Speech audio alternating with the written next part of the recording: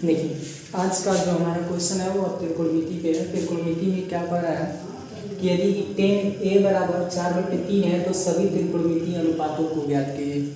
सभी त्रिकोणमिति अनुपात का मतलब यहाँ पर सभी त्रिकोणमिति अनुपात कौन कौन से होते हैं? 6 होते हैं, जिसमें से एक यहाँ पर दे दिया गया 5। आपको क्या करना है? निकालना है। चलिए ध्यान से सुनिएगा। 6 कौन कौन से होते हैं? साइन, कॉस, टेन, कॉट, सेक और कोसेक। ये हमको 6 त्रिकोणमिति अनुपात होते हैं, जिसमें से आपका एक दिया गया है 10, बाकी 2 इधर और 3 नीचे। 5 आपको फाइंड करने हैं और 5 आपको फाइंड करना है इसमें त्रिकोणमिति अनुपातों को। उससे पहले आप एक चीज और ध्यान दीजिए कि यहाँ पर दिया है tan a बराबर 4/3। ये क्या क्या दिया है? तो इसमें सबसे पहले इसको सॉल्व करने के लिए आप एक समकोण त्रिभुज बनाएंगे। समकोण त्रिभुज एक आप छोटा सा ड्रा करेंगे इस तरह।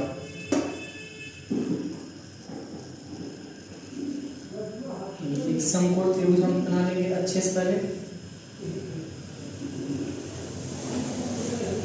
ए बी सी हमने एक छोटा सा समकोण त्रिभुज ड्रा किया। क्यों ड्रा किया गया? यहाँ पे जो दिया है कि tan a बराबर 4/3, tan a बराबर 4/3, इसका मतलब सुनिएगा। थोड़ा सा और साइड में आइए। यहाँ पर एक चीज होता है कि लाल बटे कक्का। लाल बटे कक्का क्या होता है? ये साइन होता है, कॉस होता है, टेन होता है, कॉट होता है, सेक होता है, कोसेक होता है। ये सब क्या क्या होंगे? अब ध्यान से सुनिए। यहाँ पर अगर कोई पूछे कि साइन का जो अनुपात में मान होता है वह क्या होता है, तो लंब बटे कर्ण होता है। लंब बटे कर्ण, यानी साइन का अगर अनुपात कोई पूछेगा तो क्या बोलेंगे? लंब बटे कर्ण। अब यहाँ पे अगर कोई कॉस का पूछ ले, कॉस का आधार बटे कर्ण, कॉस का हो जाएगा आधार बटे कर्ण। और tan का अगर पूछ ले तो tan का हो जाएगा लंब बटे आधार, लंब बटे आधार। वैसे ही अगर आपको कोई कॉट का पूछ ले तो कॉट को हमको उल्टा करना है। कॉट का अगर कोई पूछ रहा है तो हो जाएगा आधार बटे लंब। सेक का अगर कोई पूछ रहा है तो कर्ण बटे आधार हो जाएगा। कोसेक का अगर कोई पूछ रहा है तो कर्ण बटे लंब हो जाएगा। ये हमारा 6 त्रिकोणमिति अनुपात है। इन 6 त्रिकोणमिति अनुपातों में से अगर आपसे कोई भी अनुपात में अगर पूछ रहा है कि साइन का अनुपात क्या होता है, तो लंब बटे कर्ण होता है। कॉस का अनुपात क्या होता है, तो आधार बटे कर्ण होता है। tan का अनुपात क्या होता है? लंब बटे आधार होता है। कॉट का अनुपात आधार बटे लंब होता है। सेक का कर्ण बटे आधार होता है और कोसेक का कर्ण बटे लंब होता है। ये अनुपात को याद रखना जरूरी है आपके लिए। उसके पहले अगर ये लंब लाल बटे कक्का आपने नोट नहीं किया है तो इसको कहीं जरा सा साइड लेके इसको कहीं नोट कर लीजिए अच्छे से। इसके बाद फिर मैं बता रहा हूँ आप लोगों को। अब देखिए यहाँ पर आपका दिया है tan a बराबर 4/3, यानी दिया क्या है? दिया है tan a बराबर 4/3। ये जो 4/3 दिया है किसकी किसकी वैल्यू है? ऊपर देखिए लंब और नीचे आधार। ऊपर लंब यानी लंब की वैल्यू दिया है 4 और आधार की वैल्यू कितना दिया है? 3। एक चीज और हमको चाहिए। यहाँ पर देखिए लंब 4 और आधार कितना दिया है? 3। ये जो समकोण त्रिभुज दिखाई दे रहा है, इस समकोण त्रिभुज में हमको एक चीज चाहिए जिसका नाम है कर्ण। कर्ण निकालने के लिए कि हम पाइथागोरस प्रमेय का इसका फार्मूला लगाएंगे। पाइथागोरस प्रमेय से पाइथागोरस प्रमेय क्या होता है? कर्ण का स्क्वायर बराबर आधार का स्क्वायर प्लस लंब का स्क्वायर। कर्ण का स्क्वायर नहीं दिया है, छोड़ दीजिए भाई। आधार की 4 या 4 का स्क्वायर प्लस लंब दिया है, सॉरी गलत है भाई। आधार देखिए, आधार का मान 3 दिया है प्लस लंब का मान दिया है 4 और 4 का स्क्वायर कर देंगे। 3 का स्क्वायर हो जाएगा 9 और 4 का स्क्वायर हो जाएगा 16। 16 में हो जाएगा 25 और ये किसका स्क्वायर है तो k की वैल्यू आ जाएगी आपको 5। यानी अब ध्यान से सुनिए, आपका मिल गया लंब 4, आधार 3 और कर्ण कितना मिल गया? 5। यानी कर्ण की वैल्यू आपको कितना मिल गया? 5 मिल गया। शेष आपको फाइंड क्या करना है? 5 को आपको निकालना है, यानी साइन बराबर निकालना है लंब बटे कर्ण। साइन निकालना है लंब बटे कर्ण। लंब की वैल्यू आप देखिए कितना है, तो बोलेंगे 4 है और कर्ण कितना है 5 है। कॉस का निकालिए, कॉस का निकालेंगे तो आधार बटे कर्ण, आधार कितना है तो 3 है और कर्ण का मान कितना है तो 5, हम कर्ण का 5 लिख देंगे। उसके बाद यहाँ पर tan को हम निकालेंगे नहीं क्योंकि tan का हमारा दे रखा है। और cot का, चलिए cot का क्या होता है, cot का देखेंगे आधार बटे लंब होता है, आधार बटे लंब।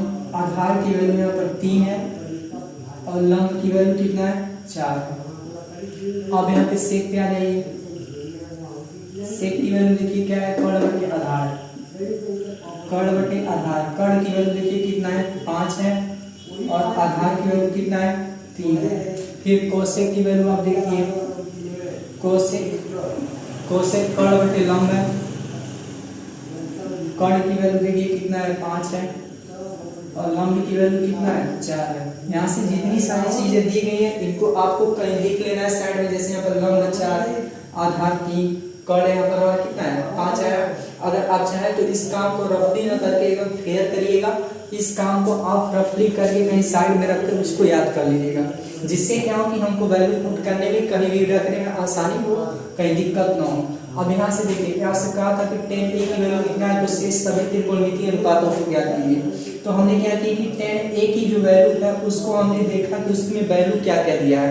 तो tan a से यहाँ से हमने देखा कि लंब और आधार, यानी ऊपर वाला यहाँ पर देखिए जो ये लंब हो गया और ये क्या हो गया आधार हो गया। हमने देखा कि भैया इसमें लंब दिया है, आधार दिया है, कर्ण नहीं दिया है। तो कर्ण निकालने के लिए हमने एक पाइथागोरस प्रमेय लगाया।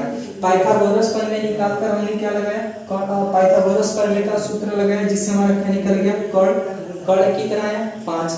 क्यों कर्ण निकाला भाई, क्योंकि कर्ण हमको निकालना जरूरी है, क्योंकि साइन के अनुपात में, साइन में भी अनुपात में देखेंगे तो कर्ण, यहाँ पर भी कर्ण उपस्थित है, कर्ण यहाँ पर भी चाहिए और यहाँ पर भी चाहिए, जिसके लिए हमको कर्ण क्या पड़ा जरूरी पड़ा। बाकी ये आपका क्या हो जाएगा। देखिए इसके बाद हमारा सेकेंड क्वेश्चन है। सेकेंड क्वेश्चन में क्या रहा है, कह रहा है कि यदि 15 cot a is equal to 8 तब साइन तथा सेक a का अनुपात ज्ञात, जो एंगल हो दिया है साइन a तथा सेक a का मान ज्ञात कीजिए। इसको निकाला, ध्यान से सुनिए कैसे निकाला जाएगा। सबसे पहले यहाँ पर आपको ये जो दिया गया है, क्या दिया है 15 cot a is equal to 8। यहाँ पर जो ये 15 दिखाई दे रहा है इसको आप इधर ट्रांसफर कर दीजिए, यानी cot a बराबर आपको मिल जाएगा 8/15। अब ध्यान से सुनिएगा, उसके बाद हम अनुपात में चलते हैं। अनुपात में क्या, अब पूरा हम अनुपात लिखने वाले नहीं है, अब उसको आपने नोट कर लिया होगा अच्छे से, आशा करते हैं।